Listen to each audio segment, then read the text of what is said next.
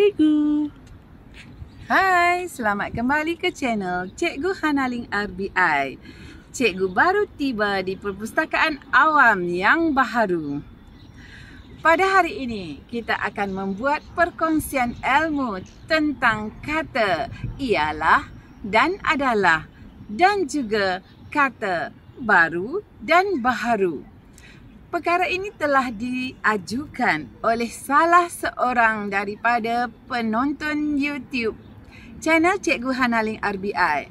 Beliau meminta cikgu untuk menjelaskan tentang apakah perbezaan kata ialah, adalah dan juga apa jua perbezaan kata antara kata adjektif baru dan baharu. Ikuti pembelajaran seterusnya. Apakah perbezaan baru dan baharu? Baru ialah kata bantu, manakala baharu ialah kata adjektif.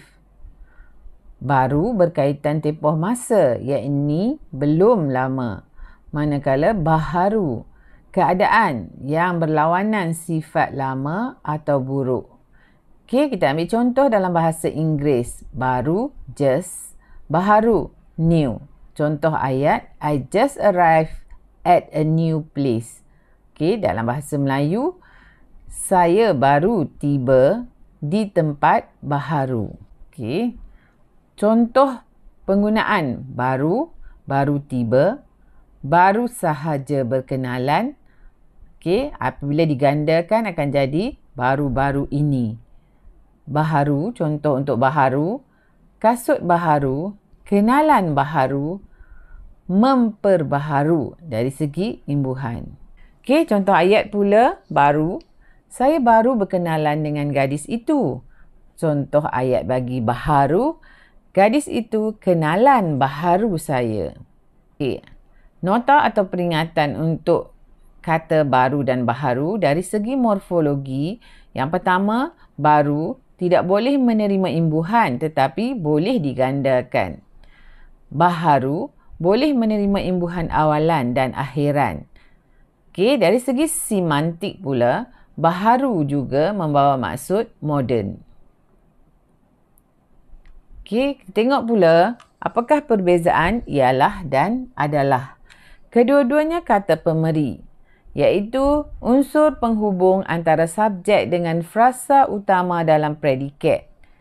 Ialah hadir di hadapan frasa nama, iaitu FN, manakala adalah hadir di hadapan frasa adjektif dan frasa sendi nama, FS. Okey, disimpulkan ialah frasa nama, adalah frasa adjektif dan frasa sendi. Okey, contoh ialah tambah frasa nama, ialah kawan saya, ialah sumbangan semua pihak. Contoh adalah tambah frasa adjektif atau frasa sendi, adalah kelabu, adalah daripada mereka. Kita tengok contoh ayat ialah. Ayat yang pertama, Alif ialah murid SMK Abdul Rahman Talib Kuantan.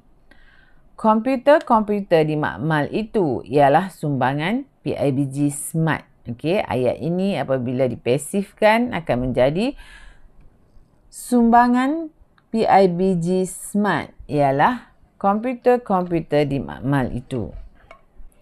Contoh ayat adalah makanan seimbang adalah baik untuk kesihatan. Okey, yang kedua, kegigihan pemain pasukan bola sepak itu adalah antara penyebab kejayaan mereka. Dan contoh yang ketiga, perintah kawalan pergerakan adalah daripada pihak kerajaan. Okey, nota atau peringatan. Penggunaan kata pemeri sebenarnya terbatas dan tidak digalakkan. Kata pemeri tidak boleh hadir di hadapan frasa kerja. Okey. Contoh ayat adalah dimaklumkan bahawa pelancaran nilam peringkat daerah Kuantan akan diadakan esok. Jadi ayat ini tidak tepat. Ayat yang tepat ialah, dengan ini dimaklumkan bahawa pelancaran nilam peringkat daerah Kuantan akan diadakan esok. Kata pemberi tidak boleh hadir di hadapan kata nafi. Contohnya, dia adalah tidak cantik, namun ada kekecualian. Bagi perkara ini, seperti contohnya, keputusannya adalah tidak adil. Okey? Cikgu harap perkongsian ini bermanfaat. Baiklah murid-murid sekalian, dah tahu perbezaan antara baru, baharu, ialah dan adalah. Jom kita uji minda.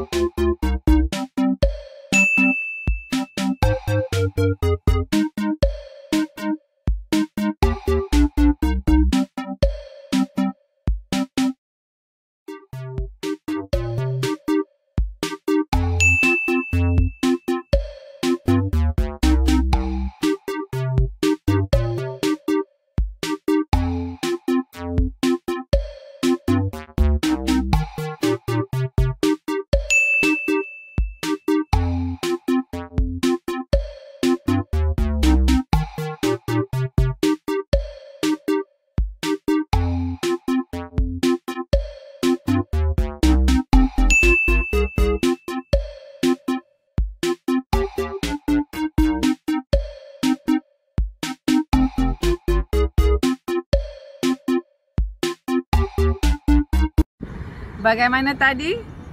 Cikgu harap anda telah jelas penggunaan ialah dan adalah, baru dan baharu.